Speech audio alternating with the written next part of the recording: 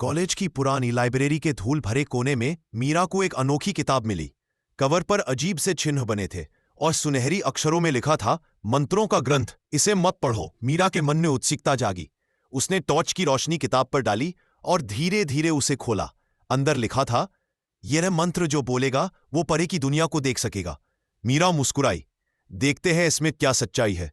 जैसे ही उसने मंत्र पढ़ना शुरू किया, हवा ठंडी हो गई। पन्ने अपने आप पलटने लगे, किताब से नीली रोशनी निकलने लगी और दीवारों पर परछाइयां हिलने लगी।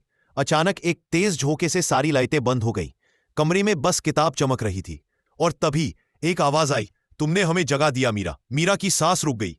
किताब अपने आप बंद हो गई और उसके कवर पर एक चमकता हुआ नीला आंख का निशान उभर आया। उस रात मीरा अपने कमरे में अकेली थी।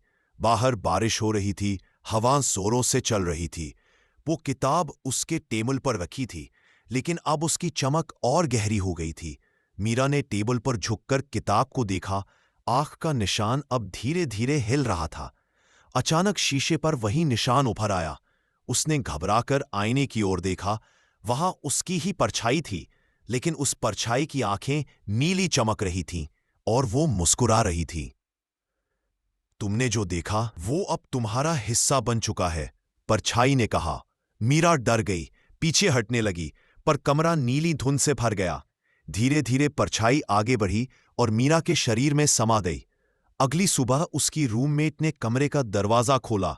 मीरा शांत बैठी थी, चेहरे पर अजीब मुस्कान लिए। टेबल पर वही किताब रखी थी। अब उस पर लिखा था, मंत्रों का ग्रंथ, मिया संस्करण।